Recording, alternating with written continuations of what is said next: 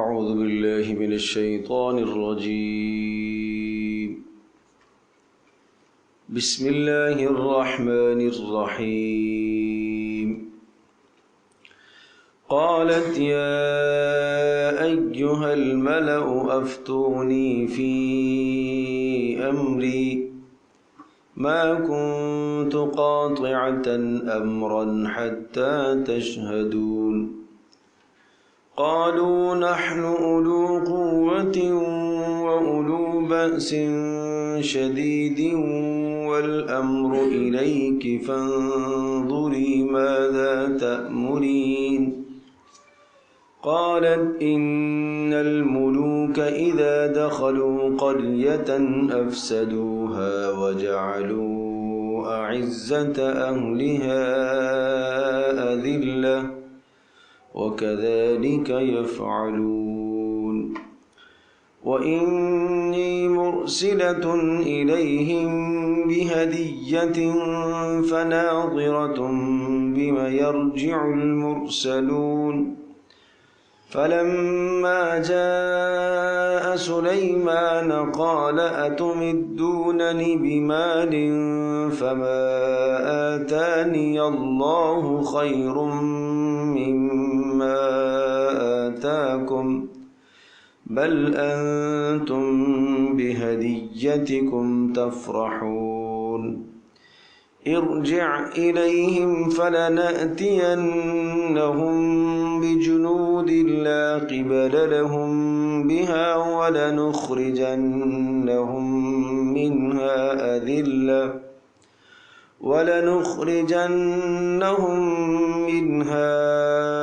أذلة وهم صاغرون.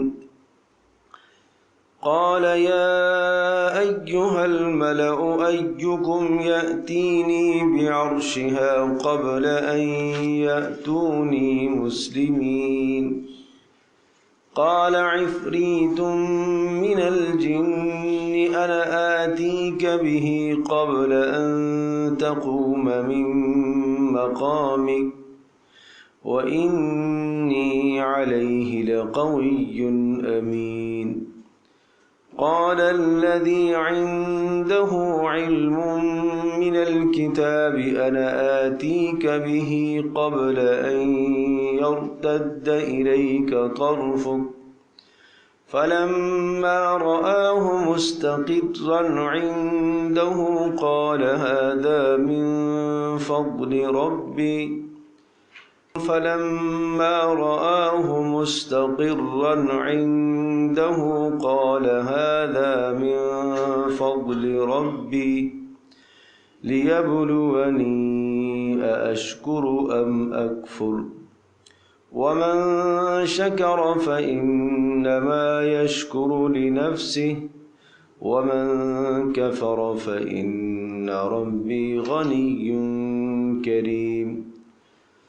قال نكروا لها عرشها ننظر أتهتدي أم تكون من الذين لا يهتدون.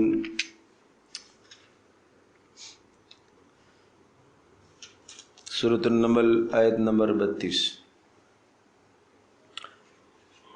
क़ालत या अय्युहल मलअ अफ्तूनी फ़ी अम्री मा कुन्तु क़ातिअतन अम्रन हत्ता तशहदून। हज़रत सुलेमान अलैहिस्सलातु वस्सलाम का ख़त शाम से मआरिब यमन में, जहाँ बिल्क़ीस मलका सबा आबाद थी, जहाँ उसका शाही महल था, वहाँ हज़रत सुलेमान अलैहिस्सलातु वस्सलाम का मुरासला और ख़त हुदहुद के तवस्सुत से पहुँचा। और जब सुलेमान अलैहिस्सलातु वस्सलाम के इस ख़त को खोला गया तो उसका मज़मून पढ़कर हैबत ज़दा हो गए सारे। उनकी मलका बिल्क़ीस भी और सब के सब हैबत ज़दा हो गए, इसलिए कि ख़त का मज़मून इंतहाई इख्तिसार के साथ लेकिन बड़ा सख्त और कड़क लहजे में वो मज़मून था। इन्नहु बिन सुलेमान व इन्नहु बिस्मिल्लाहिर्रहमानिर्रहीम।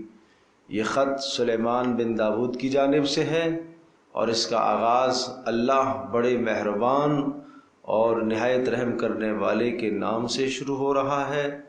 اللہ تعالی علیہ واتونی مسلمین، خط کا مضمون یہ ہے کہ سرکشی مت مچاؤ اور فرما بردار بن کر میرے پاس آ جاؤ۔ اللہ تعالی علیہ واتونی مسلمین، سرکش مت بنو اور فرما بردار ہو کر میرے پاس آ جاؤ۔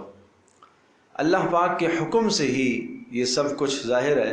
انبیاء علیہ الصلاۃ والسلام کے تمام یہ مراحل وہ اللہ تبارک و تعالیٰ کی ایما اور اللہ تبارک و تعالیٰ کے اشارے پر اور وحی کے ذریعے سے طے پاتے ہیں۔ تو حضرت سلیمان علیہ الصلاۃ والسلام کا یہ خط یقیناً اللہ تبارک و تعالیٰ کے اشارے اور اللہ کی وحی سے تھا۔ قالت یا ایھا الملأ، اب جب خط پڑھا گیا تو اس کے بعد ملکہ سبا بلقیس نے اپنے وزراء سے مشاورت طلب کی، اور یہی سلیقہ مندی ہے ہر بادشاہ کی کہ وہ اپنے بڑے اہم معاملات میں اپنی رعایا سے اور اپنے وزراء سے خاص طور پر مشاورت طلب کیا کرتے ہیں۔ تو اسی طرح سے اس نے بھی تمام کے تمام اپنے وزراء سے مشاورت طلب کی۔ قالت، کہنے لگی، یا ایھا الملأ، اے میرے درباریوں، اے میرے دربار والوں، اراکین سلطنت، اے میرے وزراء، افتونی، مجھے فتویٰ دو، فتویٰ دو، مشورہ دو، فی امری، میرے اس معاملے میں کہ جو خط میرے پاس آیا ہے اس معاملے میں فتویٰ دو۔ ما کنت قاطعۃ امرا حتی تشہدون، میں ما کنت قاطعۃ، میں کوئی فیصلہ قطعی اور یقینی فیصلہ نہیں کرتی جب تک حتی تشہدونی، جب تک تم سب کے سب میرے پاس موجود نہ ہوں اور جب تک تم سے رائے طلب نہ کر لوں کسی اہم معاملے کے متعلق میں کوئی فیصلہ نہیں کرتی۔ تو معلوم یہ چلا کہ یہی اختیار کرنا چاہیے ہر انسان کو، ہر سربراہ کو، کہ وہ اہم معاملات میں اپنے ماتحتوں سے مشاورت کیا کرے، اہم معاملات میں اپنے ماتحتوں سے مشاورت رکھے، اسی میں فلاح اور اسی میں کامیابی ہے۔ پیارے پیغمبر صلی اللہ تعالیٰ علیہ وسلم کی جو امت ہے، اس امت کی ایک خاص خصوصیت ہے کہ ان کے باہمی معاملات مشاورت سے طے ہوتے ہیں۔ پیارے پیغمبر صلی اللہ تعالیٰ علیہ وسلم از خود صاحب وحی ہیں، اس کے باوجود بھی اللہ تبارک و تعالیٰ نے رسول اکرم صلی اللہ تعالیٰ علیہ وسلم کو حکم فرمایا، فبما رحمت من اللہ لنت لہم، اللہ کی مہربانی ہے کہ اللہ نے آپ کو نرم بنایا۔ وَلَوْ كُنْتَ فَظًّا غَلِيظَ الْقَلْبِ، اگر آپ زبان کے سخت ہوتے، دل کے سخت ہوتے تو یہ سب کے سب آپ کے آس پاس سے بھاگ جاتے، کوئی بھی آپ کے ارد گرد نہ ٹھہرتا۔ لہٰذا پھر ارشاد فرمایا، فَاعْفُ عَنْهُمْ، آپ درگزر کرتے رہیے، آپ ان کو معاف کریں، اور وَاسْتَغْفِرْ لَهُمْ، اور ان کے لیے آپ اپنے پاک پروردگار سے ان کے گناہوں کی معافی اور مغفرت بھی طلب کرتے رہیے، اور وَشَاوِرْهُمْ فِي الْأَمْرِ، اور معاملات میں ان کو شریک کرتے رہیے، مشاورت میں شریک کرتے رہیے۔ یہ سربراہ کی 3 ذمہ داریاں سمجھائی، بڑی اہم ذمہ داریاں ہیں۔ ایک یہ کہ ماتحت ہمیشہ غلطیاں کرتے رہیں گے، فاعف عنہم، مخلص ہیں آپ کے ماتحت ہیں تو آپ درگزر کرتے رہیں۔ یہ ہر گھر کے سربراہ کی بھی ضرورت ہے یہ کہ ان 3 باتوں کو وہ مد نظر رکھے کہ اس سربراہ کے ماتحت کون ہے، بیوی ہے، بچے ہیں، چھوٹے ہیں، بڑے ہیں، جو گھر کے اندر رہنے والے ہیں، جو بھی ماتحت ہے، ان سے غلطیاں ہوتی رہے گی۔ تو فرمایا فاعف عنہم، درگزر کیجیے، واستغفر لہم، اور دوسرا کام یہ کرے کہ اللہ تبارک تعالیٰ سے ان کے لیے معافی طلب کرتے رہے، جو انہوں نے غلطی کی ہے اس غلطی پر معافی طلب کرے۔ بیٹا غلطی کر بیٹھتا ہے، باپ کو چاہیے کہ اپنے بیٹی کے لیے استغفار کرے۔ بیٹی غلطی کر بیٹھتی ہے، ماں کو چاہیے کہ اپنی بیٹی کے لیے اللہ پاک سے استغفار کرے کہ اللہ اسے معاف فرما۔ باپ دعا کرے اللہ اسے معاف فرما، اس لیے کہ باپ کی دعا، ماں کی دعا اولاد کے لیے رد نہیں ہوتی، وہ ہر حال میں قبول ہوتی ہے۔ اور پھر مزید ان کو قریب کرنے کے لیے کیا کہا، وَشَاوِرْهُمْ فِي الْأَمْرِ، حالانکہ رسول پاک صلی اللہ تعالی علیہ وسلم صاحب وحی ہیں، آپ مشاورت نہ بھی کریں تو کوئی ضرورت نہیں ہے۔ اللہ تبارک و تعالی نے پیارے پیغمبر صلی اللہ تعالی وسلم کو اتنی فہم اور اتنی سمجھ اور بلند درجے کی فہم اور سمجھ اللہ پاک نے عطا فرمائی ہے، اور پھر صاحب وحی ہیں، لیکن اس کے باوجود بھی معاملات مشاورت سے ہوتے ہیں۔ اور مشورے میں بڑی بھلائی ہے، بڑی خیر ہے، بہت بڑی بھلائیاں مشاورت میں۔ مشورہ کس کو کہتے ہیں؟ مشورہ کہا جاتا ہے مختلف آراء کو جمع کر لینا۔ مشورہ شورا سے ہے، اور شورا سورہ ایک قرآن مقدس میں پوری سورت ہے، سورہ شورا۔ اس کا بھی نام سورہ شورا اسی لیے رکھا گیا ہے، اس میں بھی مشورے کی بات آئی ہے، وَأَمْرُهُمْ شُورَى بَيْنَهُمْ، کہ صحابہ کے باہمی معاملات مشاورت سے طے پایا کرتے تھے۔ اور شورا کس کو کہتے ہیں؟ شہد کے چھتے سے شہد نکال کے صاف کرنا۔ تو مشورے کو مشورہ اس لیے کہا جاتا ہے کہ مختلف آراء خلط ملط ہوتی ہیں، مشاورت سے ایک رائے پر اتفاق ہوتا ہے۔ 10 آراء آدمی ہیں، 10 آراء آئی ہے، 10 لوگوں کی 10 رائے ہیں، ہر ایک کی الگ الگ سوچ ہے، الگ الگ رائے ہے، وہ انتشار ہے، اختلاف ہے، اس اختلاف اور انتشار کو یکجا کرنا، جمع کرنا، متحد کرنا، ایک رائے پر سب کو تیار کرنا، اس کا نام ہے مشورہ۔ تو یہ سربراہ کا کام ہے کہ ایک رائے پر پھر وہ سب کو تیار کرے۔ قال یا ایھا الملأ افتونی فی امری، تو کہنے لگی ای افتونی فی امری، مجھے فتویٰ دو، ما کنت قاطعۃ، ما کنت، میں کوئی معاملہ نہیں طے کرتی قطعی اور یقینی، حتی تشہدونی، جب تک تم حاضر نہ ہو، تشہدون جب تک تم گواہ نہ ہو، مطلب یہ کہ مشورہ نہ دو۔ قالوا، اب قوم کا جواب سنیے گا اور پھر اس کی سمجھداری دیکھیے گا۔ قالو، قوم کہنے لگی، یعنی درباری کہنے لگے، نحن اولو قوت، پہلی بات تو یہ ہے کہ ہم بڑے طاقتور لوگ ہیں، ہمارے پاس اسباب حرب، لڑائی اور جنگ کے سارے اسباب موجود ہیں۔ نحن اولو قوت، ہم طاقتور لوگ ہیں، جفاکش اور محنتی لوگ ہیں، واولو بأس شدید، اور سخت لڑاکو بھی لوگ ہیں۔ مطلب ہے کہ ہمارے مزاجوں میں اور ہماری گٹھی کے اندر لڑائی پڑی ہوئی ہے، لہٰذا کوئی بات نہیں ہے۔ نحن اولو قوت، ظاہری جسمانی اعتبار سے بھی ہمیں طاقت حاصل ہے، واولو باس شدید، اسلحہ کے اعتبار سے بھی ہمیں بہت فراوانی حاصل ہے۔ یعنی لڑنے کے لیے آدمی کا جسمانی ہونا، طاقتور ہونا وہ بھی ضروری ہے، اور دوسرا آدمی کے پاس اس وقت کا اسلحہ اور ہتھیار ہونا بھی ضروری ہے۔ تو ان دونوں باتوں کے اندر ہم مکمل ہیں، یہ دونوں باتیں اعلیٰ درجے کی موجود ہیں۔ اب والامر الیک، اب معاملہ آپ کے سپرد ہے، تیرے سپرد ہے۔ فانظری ماذا تأمرین، دیکھو فانظری ماذا تأمرین، ماتحتوں کو چاہیے کہ وہ معاملہ سربراہ کے سپرد کر دیں کہ ہماری رائے تو یہ ہے، باقی فیصلہ آپ پر ہے۔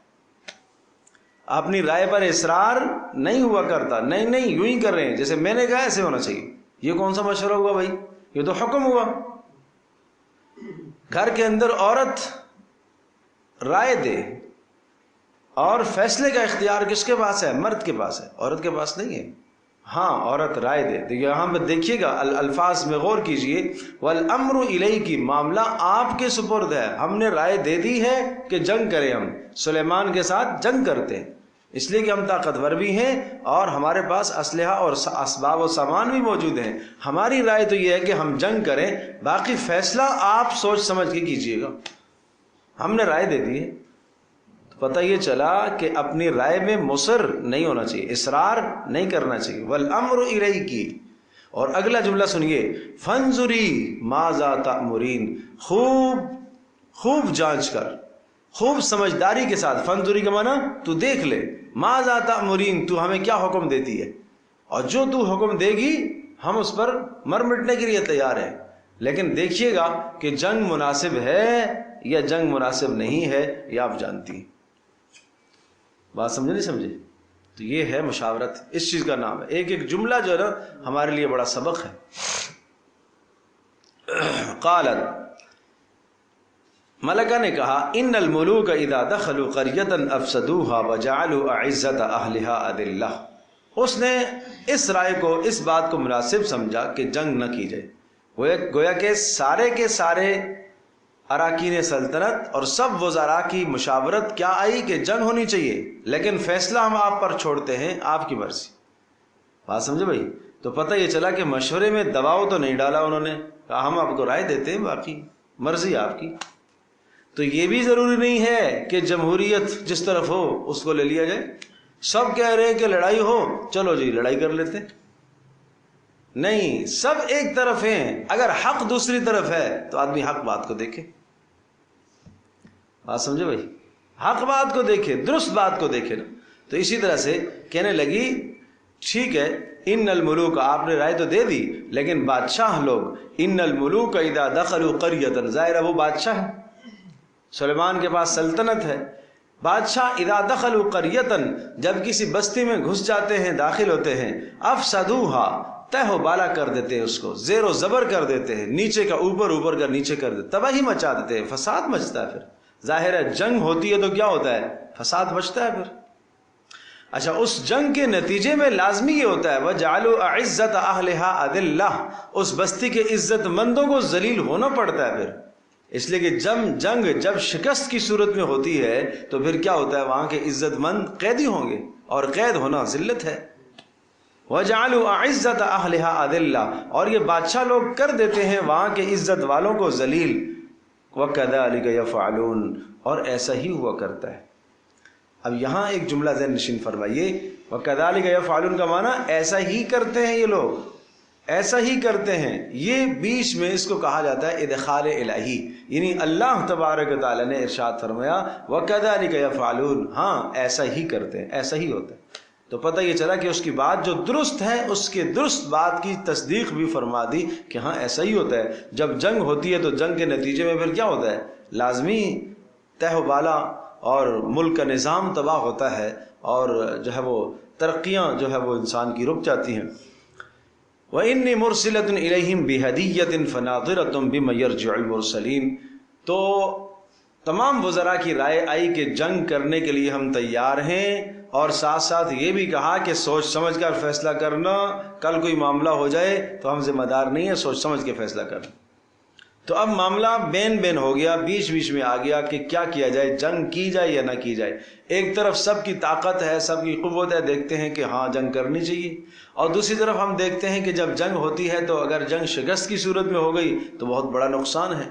اور سلیمان علیہ السلام کے خط سے کچھ اندازہ ہو چکا تھا سلیمان علیہ السلام کے لاؤ لشکر کتنے ہیں اور ان کی سلطنت کیسی ہے، کچھ اندازہ اس سے بھی ہو چکا تھا۔ تو اس لیے اس نے بیچ کی راہ اختیار کی اور کہا کہ اچھا چلو میں ذرا دیکھتی ہوں، کچھ کام کرتی ہوں، مشاورت کر لیتی ہوں، اور مشاورت کی صورت یہ ہو جاتی ہے، یعنی امتحان اختیار کر لیتی ہوں۔ وَإِنِّي مُرْسِلَةٌ إِلَيْهِمْ، اور میں اس کی طرف بھیج دیتی ہوں، ان لوگوں کی طرف بِهَدِيَّةٍ، ایک ہدیہ بھیجتی ہوں، فَنَاظِرَةٌ بِمَا يَرْجِعُ الْمُرْسَلُونَ، اور پھر میں دیکھتی ہوں کہ جن کو ہم نے بھیجا ہے وہ کیا جواب لے کر آتے ہیں۔ ہم ہدیہ بیچتے ہیں اور ہدیہ بیچ کر دیکھتے ہیں کہ اگر یہ بادشاہ جس نے ہمیں خط لکھا ہے یہ دنیا کا کوئی حریص اور لالچی ہوا تو ہدیے پر خوش ہو جائے گا، اور اگر حریص اور لالچی نہ ہوا تو پھر وہ واپس کر دے گا۔ تو ہم اس سے تھوڑا سا ان کی جانچ پڑتال کر لیں گے کہ نوعیت کیا ہے سامنے والے کی، بادشاہ کی نوعیت کیا ہے، اور ہمارے آدمی جب جائیں گے وہاں تو وہاں جا کے اس کی سلطنت کو بھی دیکھیں گے اور فوج کو بھی دیکھ لیں گے، اور اسی طرح سے جناب وہاں کیا نظام ہے وہ بھی کچھ نہ کچھ سامنے آ جائے گا۔ تو اس طرح سے تحقیق احوال بھی ہے، حالات کی تحقیق بھی ہو جائے گی، اور ساتھ ساتھ ہم ہدیہ بیچ دیں گے، پتہ بھی چل جائے گا کہ بادشاہ کی نوعیت کیا ہے۔ اس لیے کہتی ہے وَإِنِّي مُرْسِلَةٌ إِلَيْهِمْ، اور میں بھیجنے والی ہوں ان کی طرف ایک ہدیہ، فَنَاظِرَةٌ، اور پھر میں جاننا چاہتی ہوں بِمَا يَرْجِعُ الْمُرْسَلُونَ، کہ کس طرح سے جواب لے کے آتے ہیں، کیا جواب لے کے آتے ہیں مرسلون، یعنی لوٹنے والے جن کو ہم نے بھیجا ہے۔ فَلَمَّا جَاءَ سُلَيْمَانُ، اور جب آئے وہ سلیمان علیہ السلام کے پاس، ہدیہ لے کے آئے سلیمان علیہ السلام کے پاس، قالا، تو کہا سلیمان علیہ السلام نے ان کے ہدایا، بہت بڑے ہدایا، قیمتی ہدایا، سونے چاندی کے اور ہیرے اور جواہرات سروں پر اٹھائے ہوئے، اور تفاسیر میں لکھا ہے کہ کوئی 40 سے زائد افراد تھے جو یہ ہدیے لے کے آئے ہوئے تھے. اتنا بڑا ایک وفد آیا ہے اور اس وقت جو سواریاں تھیں ان سواریوں پر لدے ہوئے یہ ہدایا سلیمان علیہ السلام کی خدمت میں پہنچائے گئے. قال سلیمان علیہ السلام فرمایا اتمدوننی بمال، کیا تم میری مدد کرنا چاہتے ہو مال کے ذریعے سے، یا تم مجھے لالچ دینا چاہتے ہو مال کے ذریعے سے؟ فما آتانی اللہ خیر مما آتاکم، جو عطا کیا ہے، فما آتانی اللہ، جو اللہ نے عطا کیا ہے مجھے، خیر وہ زیادہ بہتر ہے، مما اس چیز سے، آتاکم جو اللہ نے آپ کو دی ہے. لفظوں پر غور کیجئے گا. پہلی بات تو یہ کہ کسی قسم کا مال تم سے قبول نہیں کروں گا. تم مجھے ہدیہ دے کے، مال دے کے لالچ میں ڈالنا چاہتے ہو، خبردار نہیں. اس سے یہ پتہ چلا کہ جہاں اسلام کا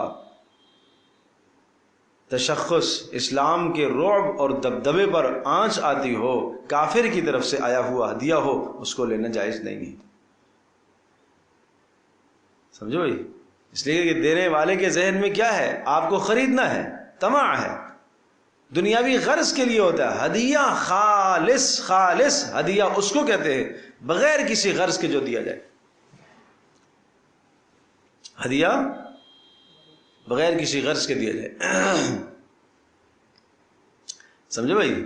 یہاں تک کہ حضرت مولانا اشرف علی تھانوی صاحب نور اللہ مرقدہ ارشاد فرماتے ہیں کہ ہدیہ دیتے وقت ثواب کی نیت بھی نہیں کرے. ہدیہ دیتے وقت ثواب کی نیت کرتے ہوئے اگر آپ دیں گے وہ تو صدقہ کہلاتا ہے، وہ تو صدقہ ہے.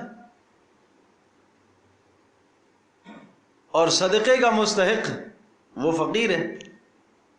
ہدیہ آپ اپنے اقربا کو دیتے ہیں، اپنے اعزاء کو دیتے ہیں، دوست و احباب کو دیتے ہیں، برابر والوں کو دیتے ہیں. یہ ہدیہ ہے، یہ گفٹ ہے، تحفہ ہے. یہ صرف اور صرف بطیب قلب، اگلے کے دل کو خوش کرنے کی نیت سے دیا جاتا ہے، صرف محبت بڑھانے کی نیت سے دیا جاتا ہے. جیسے حدیث میں آتا ہے کہ ہدیہ دو، اس سے محبتیں بڑھتی ہیں. لیکن اگر ہدیہ کسی لالچ کی بنیاد پر دیا جائے، میرا کام اس آدمی سے متعلق ہے، میں اس کو ہدیہ دوں تاکہ یہ میرا کام کر دے، تو یہ تو اس کا ہم نے نام تو ہدیہ دیا ہے لیکن ہے رشوت، اس لیے کہ وہ کام اس کی ذمہ داری ہے. تو اس لیے بھائی فرق کرنے کی ضرورت ہے. ہدیے اور صدقے میں فرق کیا کرو. ہدیہ کس کو کہا جاتا ہے؟ تو یہ ہے ہدیہ. اور بسا اوقات بڑوں کو جو دیا جاتا ہے، اپنے سے عمر میں بڑے ہیں، احترام میں بڑے ہیں، اس کو پھر نذرانہ آپ کہہ سکتے ہیں، وہ زیادہ عزت والا لفظ ہے. وہ پھر اگر وہ بڑا قبول کرے تو میری سعادت ہے، اس نے مجھ سے یہ ہدیہ قبول کر لیا تو یہ میرے لیے سعادت ہے، اس کو اس ہدیے کی ضرورت نہیں. ٹھیک ہے جی. ہاں جب ہدیہ آپ کو کوئی دیتا ہے تو ہدیے کا اصول یہ سمجھایا کہ ہدیہ جب آپ کو دے تو آپ کسی نہ کسی درجے میں اس ہدیے کا بدل دے دیا کریں، اور اگر کوئی شے دینے کے لیے نہ ہو تو آپ جزاک اللہ خیرہ کہہ دیا کریں. اور جس نے جزاک اللہ خیرہ کہہ دیا اس نے گویا کہ ہدیے کا مکمل بدل دے دیا. ٹھیک ہے نا؟ یہ پیارے اصول ہے. اور ہدیے میں خالص نیت کیا ہے؟ مسلمان کے دل کو خوش کرنا اور محبت بڑھانا، کہ ہدیہ دینے سے محبت بڑھتی ہے، بس اس کے علاوہ کوئی نیت نہ ہو. ظاہر ہے جب آپ نے یہ نیت کی، محبت بڑھنے کی نیت کی، بڑھانے کی نیت کی، مسلمان کا دل خوش کرنے کی نیت کی، تو اس پر ثواب تو آپ کو ملے گا. کیوں نہیں ملے گا؟ کہ ایک مسلمان کا جی آپ نے خوش کیا، جیسے کہ حدیث میں آتا ہے کہ جس شخص نے میرے کسی امتی کا دل خوش کیا اس نے میرا خوش کیا، اور جس نے میرا دل خوش کیا اس نے اللہ کو خوش کیا، اللہ کو راضی کیا. اس کتنی بڑی بات ہے. تو اس لیے ہدیے کے اصول کو سمجھنا چاہیے. تو ایسے مواقع پر جہاں پر کوئی حرص اور طمع دی جا رہی ہو اور آپ کو لالچ دی جا رہی ہو اور کوئی غرض آپ سے پوری کرنا مقصد ہو، وہاں پھر ہدیہ نہ لیا جائے. اس لیے ہمارے اکابر بزرگوں کا ایک معمول دیکھا گیا ہے، پڑھا ہے، کہ وہ عام طور پر اجنبیوں سے ہدایہ قبول نہیں کیا کرتے تھے. اس لیے کہ ہدیہ تو ہوتا ہے نا محبت بڑھانے کے لیے. تو مجھے تو نہیں معلوم کہ آپ کون ہیں. سمجھے بھائی؟ وإني مرسلة إليهم بهدية فناظرة بما يرجع المرسلون فلما جاء سليمان قال أتمدونني بمال فما آتاني الله خير مما آتاكم. سلیمان علیہ السلام کے پاس جب ہدیے آئے اور یہ لوگ ہدایہ لے کے آئے، قالا سلیمان علیہ السلام نے ارشاد فرمایا اتمدوننی بمال فما آتانی اللہ، تم مجھے حرص دیتے ہو ایسے مال کے ساتھ، تم مجھے حرص دیتے ہو. فما آتانی اللہ خیر مما آتاکم، جو اللہ نے مجھے دیا ہے وہ تم سے بہتر ہے. اور پھر سنیے گا، جو اللہ نے مجھے دیا ہے، اللہ نے مجھے دیا ہے، سمجھ رہے نا بات؟ نسبت اللہ کی طرف کی جا رہی ہے. یہ نہیں کہا جو کچھ میرے پاس ہے وہ تمہارے سے زیادہ بہتر ہے. ہم تو یہ کہتے ہیں نا. سبحان اللہ، نبی نبی ہوتا ہے، نبی نبی ہوتا ہے. کتنی سلجھی ہوئی گفتگو ہے نبی کی، کتنا سلجھا ہوا کلام ہے نبی کا. قربان جاؤں انبیاء علیہ الصلوۃ والسلام کی ذکاوت اور ان کی ذہانت اور ان کی فطانت اور سمجھداری پر. قال اتمدوننی بمال فما آتا، جو اللہ نے مجھے دیا ہے، اللہ نے مجھے دیا. اللہ کی عظمت، اللہ کے جلال کو مقدم رکھا. جو اللہ نے مجھے دیا ہے وہ بہتر ہے اس سے جو تمہیں دیا. بل انتم بہدیتکم تفرحون، بل انتم بہدیتکم تفرحون، جاؤ تم خوش ہو جاؤ اپنے ہدیوں سے، مجھے نہیں چاہیے تمہارے ہدیے. بل انتم، بلکہ تم لوگ ہی، بہدیتکم، اپنے ہدیوں کے ذریعے سے، تفرحون، کیا ہو جاؤ؟ خوش. لو اپنے ہدیے، تمہیں مبارک ہو. باقی میرا پیغام جا کے دے دینا ملکہ کو اور وزراء کو. یہ قاصدوں سے کہا کیا؟ ارجع الیہم، جاؤ ان کے پاس. فلنأتینہم بجنود، ہم لے کر آ رہے ہیں ایک اتنا بڑا لشکر، لا قبل لہم بہا، اس کے مقابلے کی طاقت اور سکت تمہارے اندر نہیں ہے. اتنا بڑا لشکر لے کر آ رہے ہیں کہ اس کے مقابلے کی سکت اور طاقت تمہارے پاس نہیں ہے. اور وَلَنُخْرِجَنَّهُمْ مِنْهَا أَذِلَّةً، اور ہم نکالیں گے وہاں سے، اس بستی سے یا اس علاقے سے، اس ملک سے، أَذِلَّةً، ہاں ان کو ذلیل کر کے نکالیں گے. وَهُمْ صَاغِرُونَ، اور اس طرح سے نکالیں گے کہ وہ قیدی اور مطیع بن کر آئیں گے ہمارے پاس. یہ دو ٹوک کلام ہے نبی کا. کوئی لیت و لعل سے کام نہیں لیا کہ یوں ہو جائے گا تو یہ ہو جائے گا، تو یوں کر لیتے ہیں تو یہ کر لیتے ہیں. نہیں، صاف ستھرا کلام ہے جو بالکل صاف ستھرا ہے. دو ٹوک کلام ہے، کوئی دوسرا احتمال نہیں ہو سکتا. اس کی یہ بھی توجیہ ہو سکتی ہے، یہ بھی پھر تجزیہ نگار توجیحات نکالتے ہیں، پھر یہ بھی ہو سکتا ہے، پھر یہ بھی ہو سکتا ہے. حالات کا تجزیہ کرتے ہیں، پھر سلیمان یہ بھی کر سکتے ہیں. نہیں، کوئی تجزیے کی یہاں پر ضرورت نہیں ہے. صاف صاف پیغام ہے کہ اتنا بڑا لشکر لے کر آ رہا ہوں کہ اس لشکر کی مقابلہ تم نہیں کر سکو گے. وَلَنُخْرِجَنَّهُمْ مِنْهَا أَذِلَّةً، اور وہاں سے جو ہے ذلیل کر کے میں ان لوگوں کو نکالوں گا. اور اس لیے کہ مسلمان نہیں ہیں، اللہ کو چھوڑ کر غیروں کی بندگی کرتے ہیں، تو ایسا کا تو حشر یہی ہونا چاہیے. پیغام پہنچا دینے کے بعد، پیغام پہنچنے کے بعد، جب تمہیں پیغام مل گیا پیغمبر حضرت سلیمان علیہ السلام کی رسالت کا، تمہیں پیغام نبوت کا پہنچ گیا تمہارے پاس، تو اس کے بعد اب اگر تم نہیں آتے ہو تو پھر تمہارے لیے جنگ ہے. قتال و جہاد کا حکم ہے. قال یا ایھا الملأ،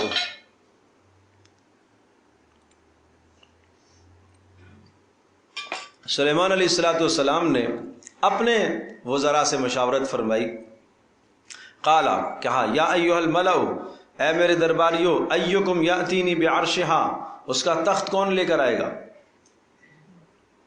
پتہ چلا تھا ہدہد کے ذریعے سے، جنات کے ذریعے سے، قاصدوں کے ذریعے سے کہ ملکہ سبا کا تخت بہت بڑا تخت ہے اور وہ سونے اور چاندی سے اور ہیرے اور جواہرات سے جڑا ہوا ہے اور بہت قیمتی اور بہت بڑا. تو سلیمان علیہ السلام نے فرمایا، اچھا ادھر سے سلیمان علیہ السلام کا جب یہ پیغام قاصد لے کر گئے کہ یہ پیغام دیا ہے اس سلیمان نے، اور وہ یوں کہہ رہے ہیں کہ اتنا بڑا لشکر لے کر آؤں گا کہ جس کا مقابلہ تم نہیں کر سکو گے. قرآن صرف اور صرف اختصار کے ساتھ مقصودی اجزاء کو ذکر کرتا ہے. ظاہر ہے اتنے سخت خط کے بعد ان کا رویہ کیا ہوا؟ فوری سلیمان علیہ السلام کے پاس بلقیس خود حاضر ہونے کے لیے تیار ہو گئی، اور ایک ایک پل پل کی خبر سلیمان علیہ السلام کو مل رہی تھی جنات کے ذریعے سے. جنات کے لیے تو وقت آنن فانن ہے، فوری جلدی جانا اور جلدی آنا کہ ہاں اب وہاں سے وہ نکل آئے ہیں. جب نکل آئے ہیں سلیمان علیہ السلام نے پھر کہا، اب بتاؤ اس کا تخت جو اندر مقفل ہے، دربار کے اندر چھوڑ کے آئی ہے اپنے محل کے اندر، وہ تخت کون لے کے آئے گا میرے پاس؟ جلدی لے کے آئے گا آنن فانن۔ قال یا ایھا الملأ، فرمانے لگے اے درباریو، ایکم یاتینی بعرشھا، کون ہے اس کا تخت میرے پاس لے کر آئے، قبل ان یاتونی مسلمین، اس سے پہلے کہ وہ میرے پاس مسلمان ہو کر سارے کے سارے آئیں، کون تخت لے کر آئے گا؟ قال عفریت من الجن، ایک بڑا دیو تھا، بڑا دیو ہیوی، بڑی جسامت اور قدامت اور طاقت کا مالک، اس نے کہا انا آتیک بہ قبل ان تقوم من مقامک، میں اس تخت کو لے کر آؤں گا قبل ان تقوم من مقامک، آپ کے اس مجلس سے اٹھنے سے پہلے پہلے۔ دربار خاص وقت میں لگتا تھا، ابھی آپ دربار میں بیٹھے ہوئے ہیں، ابھی دربار سے اٹھیں گے نہیں کہ میں تخت حاضر کر دوں گا، جلدی لے آؤں گا۔ وَإِنِّي عَلَيْهِ لَقَوِيٌّ أَمِينٌ، اور میں طاقتور بھی ہوں اور امانت دار بھی ہوں۔ طاقتور ہوں تو اٹھانے میں، تخت کے اٹھانے میں مجھے کوئی مشقت نہیں ہوگی، میں آسانی سے لے آؤں گا، اور امانت دار ہوں، اس میں کسی قسم کی میں کوئی خیانت نہیں کروں گا، جو ہیرے اور جواہرات اس کے ساتھ جڑے ہوئے ہیں وہ پورے کے پورے میں ان سب چیزوں کی رعایت رکھوں گا، کوئی خیانت نہیں کروں گا۔ سلیمان علیہ السلام نے پھر اپنے وزراء کو دیکھا، اور کوئی اور تھوڑی سی ہمت کرے اور جلدی لائے۔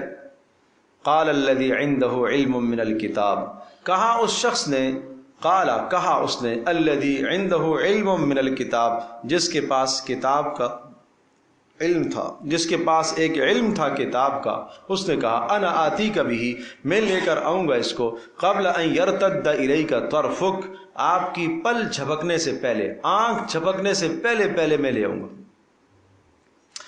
فلما رآہ مستقرا، جب سلیمان علیہ السلام نے یوں مڑ کر دیکھا، تخت یہ پڑا ہوا ہے، فلما رآہ، جب دیکھا، مستقرا عندہ، وہ رکھا ہوا ہے بالکل اطمینان کے ساتھ۔ تو اب سنیے، سلیمان علیہ السلام نے یہ سارا منظر دیکھا تو کیا الفاظ نکلے؟ قال ھذا من فضل ربی، یہ میرے رب کا فضل ہے، ھذا من فضل ربی، یہ میرے رب کا فضل ہے، یہ میرے کا فضل ہے۔ ٹھیک ہے نا، اللہ پاک نے کوئی چیز دی ہے، نعمت نوازی ہے، ہم بھی ایک کتبے پر لگا کر رکھتے ہیں گھر کے سامنے، ھذا من فضل ربی، اور اگلے جملے کو بھی دیکھو، اس کو بھی لکھا کرو، لیبلونی ااشکر ام اکفر، یہ میرے رب کا فضل ہے، اس لیے وہ آزمانا چاہتا ہے کہ میں شکر گزار بننا چاہوں گا یا ناشکرا، یہ میرے رب کا امتحان ہے۔ اتنا بڑا تخت آنن فانن یہاں آ جانا، اور ایسی سلطنت کا مل جانا کہ جنات بھی میرے قبضے میں ہیں، انسان بھی، جنات بھی، حیوانات بھی، چرند پرند درند، یہ سب کچھ یہ میرے رب کا فضل ہے۔ اللہ اکبر، اللہ اکبر۔ اس کو کہتے ہیں پیغمبروں کی گفتگو، نبیوں کی گفتگو ایسے ہوتی ہے، بار بار اللہ کی طرف ہر بات اللہ کی طرف لوٹا رہے ہیں، یہ میرے رب کا فضل، یہ میرے رب کا فضل ہے، ھذا من فضل ربی۔ عجیب کلمات ہیں، یہ نہیں کہا یہ اللہ کا فضل ہے، یہ میرے رب کا فضل ہے، فرق ہے دونوں میں۔ میرے رب کا فضل ہے، رب کہتے ہیں تربیت کرنے والے کو، معنی یہ ہوا کہ بچپن سے اس وقت تک یہاں جو پہنچایا یہ سب اس کے احسانات ہیں۔ بچپن میں مجھے پالا، جوان کیا، سلطنت عطا فرمائی، حکومت عطا فرمائی، یہ سب اسی کا فضل ہے۔ لفظ رب سے پوری ماضی کی ساری زندگی کی طرف اشارہ کر دیا، ھذا من فضل ربی، یہ میرے رب کا فضل ہے۔ تو بھائی ہم بھی اسی طرح سے کہا کریں، یہ میرے رب کا فضل ہے، یہ میرے رب کا فضل ہے، لیکن اگلی بات بھی مد نظر رکھا کریں، لیبلونی ااشکر ام اکفر، میرا رب آزمانا چاہتا ہے کہ میں شکر گزار بنوں گا یا ناشکرا بنوں گا، یہ آزمائش ہے اللہ کی۔ ومن شکر فانما یشکر لنفسہ، اور جو شکر کرے گا کس کے لیے شکر کرے گا؟ اپنے لیے کرے گا، شکر کا فائدہ اپنی ذات کا ہے۔ ومن کفر فإن ربی غنی کریم، اور جو ناشکری کرے گا، سن لو میرا پروردگار غنی ہے، اس کو کسی کی ضرورت نہیں ہے، اور وہ عزتوں والا ہے، کوئی عزت نہ بھی کرے، عزت کا گیت نہ بھی گائے، جب بھی اللہ تبارک و تعالیٰ عزتوں والا ہے، اور اللہ تبارک و تعالیٰ کو تمہاری بندگی کی کوئی ضرورت نہیں ہے۔ بات سمجھ میں آئی بھائی؟ اب یہاں ایک بات ذہن نشین فرمائیے، یہ کون تھا جس نے سلیمان علیہ السلام کا تخت آنن فانن لا کر حاضر کر دیا؟ اس میں مفسرین نے کئی اقوال لکھے ہیں۔ علامہ رازی رحمۃ اللہ علیہ نے اپنی تفسیر میں ایک قول یہ لکھا ہے کہ یہ حضرت جبریل علیہ السلام تھے، وہ آنن فانن تخت لے آئے۔ قال الذی عنده علم من الکتاب، کہ وہ شخص جس کے پاس کتاب کا علم تھا، یعنی جو کتب سماویہ کو بھی جانتے تھے اور اسم اعظم کی طاقت ان کے پاس تھی، اللہ تبارک و تعالیٰ کے اسماء مبارکہ کا علم ان کو حاصل تھا کہ جن اسماء کے ذریعے سے جو مدد مانگی جائے وہ فوری کی فوری ملتی ہے۔ ایک قول تو یہ۔ دوسرا قول یہ لکھا ہے کہ اس سے شاید حضرت سلیمان علیہ السلام خود ہوں، اور سلیمان علیہ السلام خود اگر ہیں تو ان کا معجزہ ہے۔ نبی کا معجزہ ایسا ہی ہوتا ہے، اور معجزہ اسی کو کہتے ہیں کہ کوئی خارق للعادہ عام آدمی وہ کام نہ کر سکے، نبی اس کام کو بغیر کسی سبب کے کر کے دکھا دے، اس کو کیا کہتے ہیں؟ معجزہ۔ اور تیسرا قول لکھا ہے کہ اس سے مراد حضرت سلیمان علیہ السلام کا ایک وزیر تھا، اس کا نام تھا آصف بن برخیہ، کہ اس سے مراد آصف بن برخیہ ہے۔ اس کے پاس بھی کتاب کا علم یعنی گزشتہ کتب سماویہ کا علم رکھتا تھا، اور ساتھ ساتھ یہ بھی کہ اللہ تبارک و تعالیٰ کے اسماء حسنہ کا علم اسے حاصل تھا، وہ اسماء حسنہ جن میں اسم اعظم بھی ہے، کہ وہ اسم اعظم پڑھ کر آدمی جو دعا کرتا ہے وہ قبول ہوتی ہے۔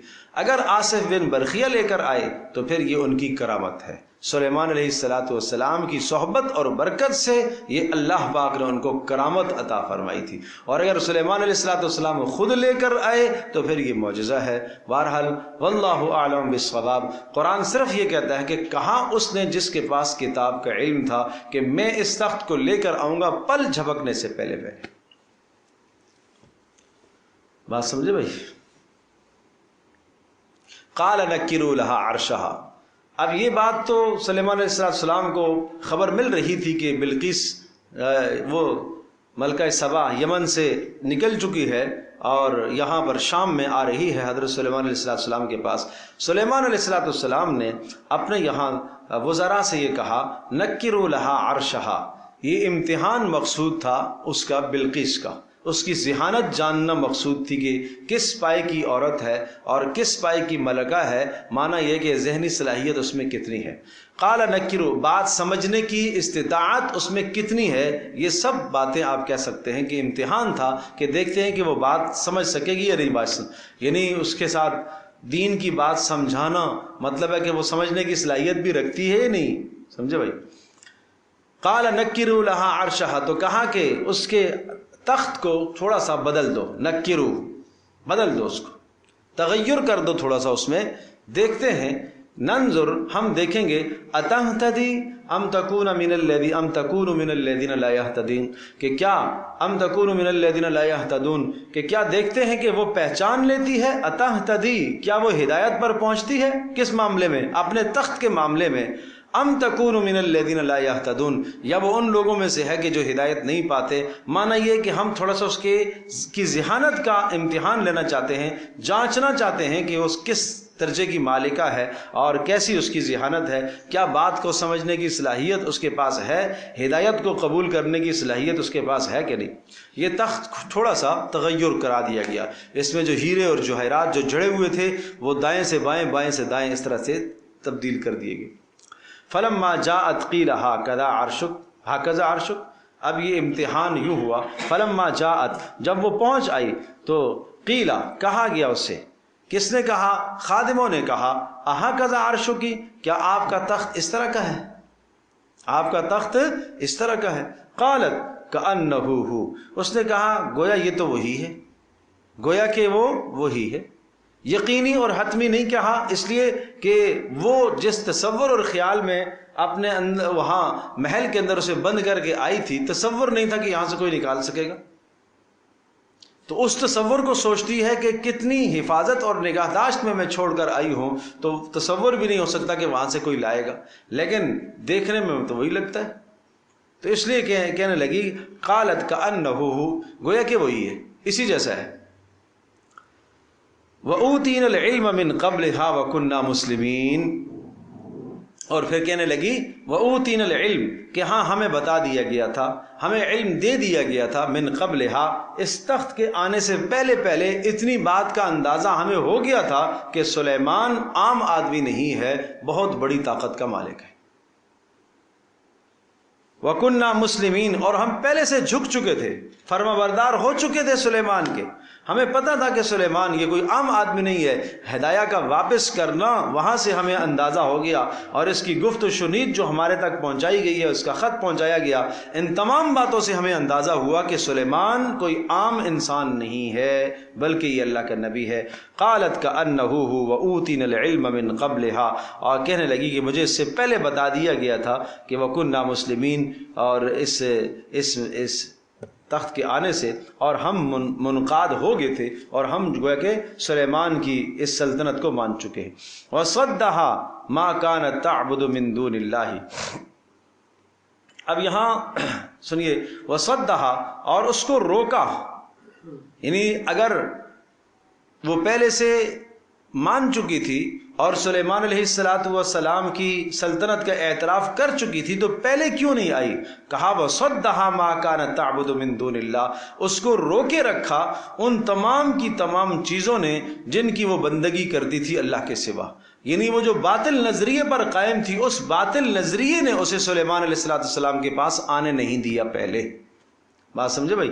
ظاہر ہے کوئی آدمی کسی باطل نظریے پر قائم ہوتا ہے اور اس کے ماننے والے اور اس کے ماتحت بھی سینکڑوں اور ہزاروں اور لاکھوں کی تعداد میں لوگ ہوتے ہیں، تو اسے خدشہ اپنی اس اقتدار کا ہوتا ہے کہ اگر میں حق دوسری جانب جو ہے اس کو اگر میں تسلیم کروں تو یہ میری ساری کی ساری سلطنت کیا ہے، چلی جائے گی۔ تو اس لیے کہا وَصَدَّهَا مَا كَانَتْ تَعْبُدُ مِن دُونِ اللَّهِ کہ اس کو روک کے رکھا تھا، مَا كَانَتْ تَعْبُدُ مِن دُونِ اللَّهِ ان تمام چیزوں نے جن کی یہ اللہ کے سوا بندگی کرتی تھی، ان تمام نظریات نے اس کو سلیمان علیہ السلام کے پاس پہلے سے آنے سے روکے رکھا۔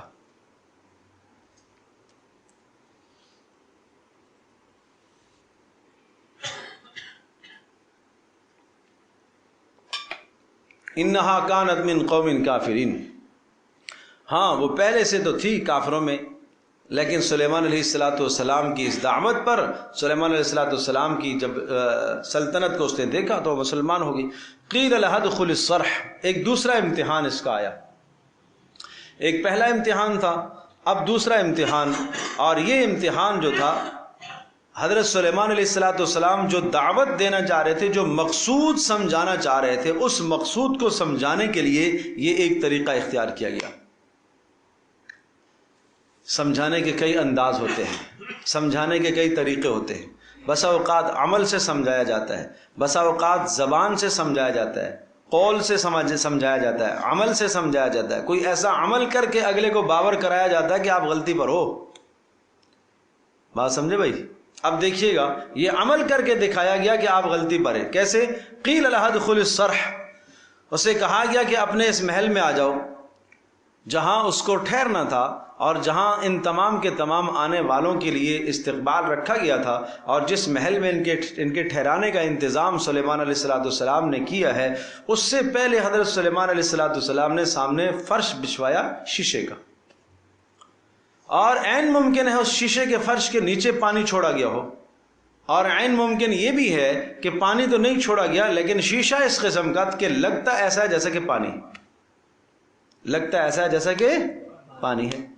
اب جیسے ہی وہ قریب آئی داخل ہونے کے لیے اپنے اس محل میں، اس آرام گاہ میں جو مہمان خانہ ان کے لیے تیار کیا گیا تھا، فلما رأتہ حسبتہ اور جب اس نے اس صحن کو دیکھا اور اس فرش کو دیکھا، حسبتہ اسے خیال ہونے لگا لجتن کہ یہ گہرا پانی ہے، لجہ گہرا پانی ہے، وَكَشَفَتْ عَنْ سَاقَيْهَا اور اس نے اپنی پنڈلیاں اوپر کر دی، کپڑا پنڈلیوں سے اوپر کر دیا، جیسے عام طور پر پانی کو عبور کرنے کے لیے آدمی اپنی جو ہے وہ پائنچے اوپر چڑھا لیتا ہے، اس طرح سے اس نے اپنے پائنچوں کو اوپر چڑھایا۔ قال انه صرح مورد من قواریر تو کہا حضرت سلیمان علیہ السلام نے کہلوایا، یا حضرت سلیمان علیہ السلام نے خود کہا، انه صرح مورد من قواریر کہ بے شک یہ محل ایسا ہے جو جڑا ہوا ہے، طمع کیا گیا ہے، بنایا گیا ہوا ہے، جڑا ہوا ہے، ملمع کیا ہوا ہے، قواریر شیشے سے، لہذا یہ شیشہ ہے، یہ پانی نہیں ہے۔ سلیمان علیہ السلام نے یہ ایک دعوت دی ہے، ایک بہت بڑی بات سمجھائی ہے کہ جس طرح سے یہ فرش دیکھ کر آپ کو دھوکہ لگا، کس کا؟ پانی کا۔ آپ کو پانی کا دھوکہ لگا کہ یہ پانی ہے، جبکہ یہ پانی نہیں ہے۔ یہ چمک دمک آپ نے جو دیکھی ہے فرش کی، آپ اس کو پانی گمان کر رہی ہو۔ اسی طرح سے سورج کی چمک دمک دیکھ کر آپ کو اس کو الہ سمجھ بیٹھی ہو، یہ غلط ہے۔ بات سمجھے بھائی؟ یہ مقصود سمجھانا تھا کہ یہ سورج کی پوجا کرتے تھے۔ پیچھے ہدہد کی تقریر آپ سن چکے ہیں کہ یہ سورج کی چمک دمک جو آپ کو نظر آتی ہے، ان بڑے بڑے سیاروں کی اور بڑے بڑے جناب ان جسامت اور قدامت کے مالک جو اللہ پاک کی مخلوقات ہیں، ان کی جو آپ کو یہ وضاحت نظر آ رہی ہے اور ان کی رونق اور چمک دمک جو نظر آ رہی ہے، اور یہ چمک دمک سمجھ کر تم ان کو الہ سمجھ بیٹھی ہو، حالانکہ چمک دمک پیچھے اللہ تبارک تعالیٰ ان کو عطا کر رہا ہے۔ جس طرح سے یہاں پانی، یہ شیشے کو پانی سمجھ کر تمہیں غلطی لگی ہے، اسی طرح سے وہاں سورج کو الہ سمجھ کر بھی تمہیں کیا غلطی لگی۔ یہ ایک دعوت کا اسلوب ہے۔ اس طرح سے سلیمان علیہ السلام نے سمجھایا عملاً۔ پھر اس نے فوری اقرار کر دیا۔ قالت رب انی ظلمت نفسی، اور فوری وہ کہنے لگی اے میرے پروردگار، انی ظلمت نفسی، ہاں میں نے اپنی جان پر ظلم کر دیا، انی ظلمت نفسی، میں نے اپنی جان پر ظلم کر دیا، واسلمت مع سلیمان، اور میں اسلام لے آئی ہوں سلیمان علیہ السلام کے ساتھ، میں نے مان لیا، للہ، اس پاک پروردگار کے لیے، رب العالمین، جو سارے جہانوں کا پالنے والا ہے، اس اللہ تبارک تعالیٰ کی بات کو میں نے مان لیا، لہذا اسلام لے۔ اب یہاں اور بہت سارے قصے، بہت ساری باتیں، بہت ساری من گڑت ہیں، ان تمام سے صرف نظر کی جائے، جو باتیں میں نے کہہ دی ہیں یہ ان آیات کے سمجھنے کے لیے کافی اور شافی۔ سلیمان علیہ السلام نے اسے کیوں کہا کہ پانچے اوپر کرو؟ سلیمان علیہ السلام نے ایسا کیوں کیا؟ سب باتوں کی طرف جانے کی ضرورت نہیں ہے۔ سلیمان علیہ السلام اللہ کے پیغمبر ہیں، اللہ کے نبی ہیں۔ ادنا سے ادنا شائبہ بھی کسی نبی کے ذہن میں، قلب میں، خیال میں، حاشیے میں نہیں آ سکتا کہ وہ کسی غیر محرم اور اجنبی عورت کے پانچے اوپر کروا کر اس کی پنڈلیوں کو دیکھے۔ سمجھے؟ جو اس قسم کے وسوسے یہاں آتے ہیں تو یہ جو ہے وہ انبیاء علیہ السلام کی علو شان سے اور مرتبت سے گویا کہ وہ ناواقف ہیں، اس لیے اس قسم کے سوالات ان کے ذہنوں میں آتے ہیں۔ یہ غلط بات ہے۔ نمبر 2، دوسری بات یہ بھی سمجھنے کی ہے کہ سلیمان علیہ السلام، یہاں میں نے پھر وہی بات عرض کی ہے کہ قرآن صرف صاف مقصودی بات کہتا ہے، غیر مقصودی اجزاء کو چھوڑ دیتا ہے۔ علامہ ابن کثیر رحمۃ اللہ علیہ کا مقولہ ہے، ابہموا ما ابہمہ اللہ، جس کو اللہ نے پوشیدہ رکھا اس کو پوشیدہ رہنے دو۔ اس بات کو ظاہر کرنے میں کوئی مصلحت نہیں تھی، اللہ نے نہیں ظاہر فرمائی۔ اس کے بعد بلقیس کہاں گئی؟ سلیمان علیہ السلام سے نکاح ہوا، ان سب باتوں کی بحث کرنے کی ضرورت نہیں ہے۔ اتنی بات قرآن بتا رہا ہے کہ سلیمان علیہ السلام ایک جلیل قدر پیغمبر، اور پیغمبر ہونے کے ساتھ ساتھ اللہ نے ان کو دنیا کا جاہ و جلال اور سلطنت اور بادشاہت بھی عطا فرمائی تھی۔ میں نے عرض کیا تھا کہ مقصود یہ ہے کہ اتنی بڑی بادشاہت کے ہوتے ہوئے بھی اللہ سے وہ غافل نہیں رہے، ہر لمحے انہوں نے اللہ کو یاد رکھا۔ تو اس لیے یہ حضرت سلیمان علیہ السلام کی بادشاہت کا تذکرہ آیا، اور ان کی جاہ و جلال کا تذکرہ آیا، اور ان کے دربار کے کچھ تذکرے آپ کے سامنے لائے گئے کہ کتنی بڑی سلطنت اللہ پاک نے ان کو دے رکھی تھی، اور کتنی بڑی طاقت اللہ پاک نے ان کو دے رکھی تھی۔ تو لہذا دنیا کی طاقتوں کو آپ دیکھ کر اللہ کو کبھی بھول نہ جانا، اللہ سے غافل نہ ہو جانا، یہ مقصود سمجھانا تھا۔ اس مقصود کے لیے، سمجھانے کے لیے جو باتیں تھیں وہ عرض کر دی گئی ہیں۔ باقی اس میں بہت زیادہ میں نے عرض کیا کہ تحقیقات میں جانے کی ضرورت نہیں ہے۔ وآخر دعوانا الحمدللہ رب العالمین، الحمدللہ رب العالمین، والصلاة والسلام علی سید الانبیاء والمرسلین وعلی آلہ وصحبہ امتی اجمعین۔ ربنا آتنا فی الدنیا حسنہ وفی الآخرۃ حسنہ وقنا عذاب النار۔ اللهم احسن عاقبتنا فی الامور کلها واجرنا من خزی الدنیا وعذاب الآخرہ۔ یا ارحم الراحمین ہماری اس مجلس کو قبول فرما۔ اے اللہ قرآن کا نور ہمارے سینوں میں پیدا فرما۔ اے اللہ اس کی نورانیت سے ہمارے دلوں کو مالا مال فرما۔ اے اللہ ہمارے گھروں کو مالا مال فرما۔ اے اللہ ہمیں قرآن سمجھ کر سیکھ کر پڑھنے کی توفیق عطا فرما۔ اے اللہ اس کی ہدایات پر عمل کرنے کی توفیق عطا فرما۔ اے ارحم الراحمین ہمارے تمام کے تمام معاملات سنت کے مطابق ہمیں ادا کرنے کی توفیق عطا فرما۔ اے اللہ شادی بیاہ کی تمام اعمال سنت کے مطابق کرنے کی توفیق عطا فرما۔ اے اللہ فضولیات سے، لغویات سے، رسومات سے تو ہم سب کی حفاظت فرما۔ اے اللہ اے ارحم الراحمین اے اللہ ہماری اس خوشی کو اپنی بارگاہ میں قبول فرما۔ اے اللہ عافیت والی زندگی عطا فرما۔ اے اللہ ہر شر سے اور اے اللہ ہر فتنے سے اے اللہ ان کی تو حفاظت فرما۔ اے اللہ اس جوڑے کی تو ہر شر اور فتنے سے تو حفاظت فرما۔ اے اللہ ہر نیکی کی راہ ان کو عطا فرما۔ اے اللہ ہر برائی سے تو ان کی حفاظت فرما۔ اے اللہ جو ماں باپ اپنی اولادوں کے سلسلے میں نکاحوں کے معاملے میں پریشان ہیں اے اللہ ان کی پریشانیاں دور فرما۔ اے اللہ والدین کو اچھے سے اچھے فیصلے کرنے کی توفیق عطا فرما۔ اے اللہ بہتر سے بہتر فیصلے کرنے کی توفیق عطا فرما۔ اس معاملے میں اے اللہ سنت کو رواج دینے کی توفیق عطا فرما۔ اے اللہ ہماری نشست کو قبول فرما۔ وصلی اللہ تعالی علی خیر خلق محمد وسلم۔